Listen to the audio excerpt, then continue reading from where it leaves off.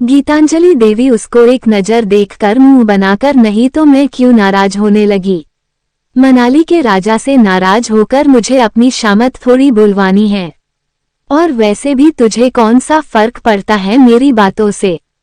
सत्यम अब उनके पैरों के पास बैठकर उनकी गोद में सिर रखकर आप ऐसा क्यों कह रही हैं दादी माँ, आप तो मेरे लिए सब कुछ हैं और आप ये बात अच्छे से जानती हैं, फिर भी ऐसी बातें कर रही हैं।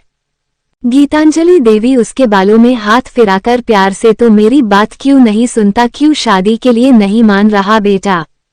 किसी एक के लिए की सजा सबको नहीं दी जाती। सत्यम कब तक एक ऐसी लड़की के लिए अपनी जिंदगी को रोके रखेगा जो तेरे लायक ही नहीं थी। बच्चे, सारी लड़कियां एक जैसी नहीं होती और अगर तुझे लगता है कि सब एक जैसी होती हैं तो क्या तेरी माँ और मैं भी ऐसे ही हैं।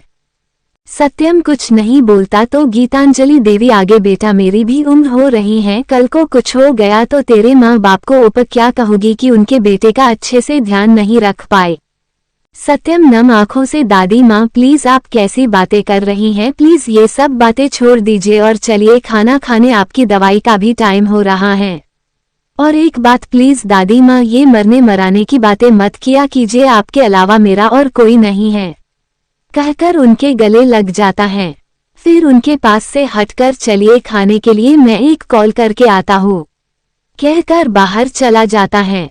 सत्यम के जाते ही गीतांजलि देवी नम आंखों से, मुझे पता है बेटा तेरे समझ में कोई भी बात नहीं आई है। फिर नफरत से, उस लड़की की वजह से आज भी मेरा बच्चा आगे नहीं बढ़ पा रहा, किसी लड़की पर विश्वास नहीं करता। हे माता रानी, मेरे बच्चे का जीवन खुशियों से भर दो, उसके अंदर की कड़वाहट खत्म कर दो, इससे पहले ये कुछ गलत कर बैठे। मैंने देखा है उस लड़की के धोखे से मेरा बेटा कितना बदल गया है। हे माता रानी, कुछ गलत न हो बस, कहकर बाहर आ जाती हैं।